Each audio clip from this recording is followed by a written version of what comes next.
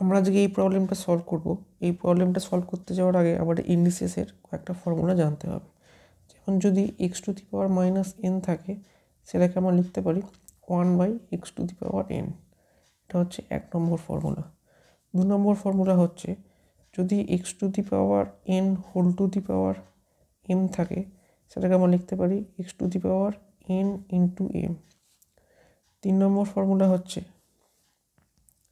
যদি n√x থাকে, সেটা আমরা লিখতে পারি x⁻1/n। এই 3টে ফর্মুলা কাজে লাগিয়ে আমরা অঙ্কটাকে সলভ করতে পারবো। যেমন অঙ্কটা আমাদের ছিল এটা, x⁻³ ব্র্যাকেটে -5/3 আর 5।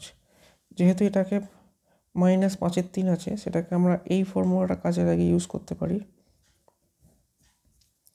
5⁻x⁻³ এটা যেরকম ব্র্যাকেটে আছে থাক ফার্স্ট ব্র্যাকেটের মধ্যে, এটাকে আমরা উল্টে দেবো। যেমন 3/5 × 5, এই ইন্টুটা করলাম এই ফর্মুলাটা কাজে লাগিয়ে। এখানে 5 5 কেটে গেল,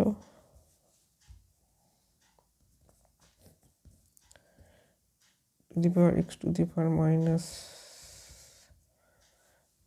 -3/5 × 3, এটাকে আমরা করতে পারি। যদি এটা নেগেটিভ আছে, এটাকে উল্টে দেবো। এখানে 3 3 কেটে গেল,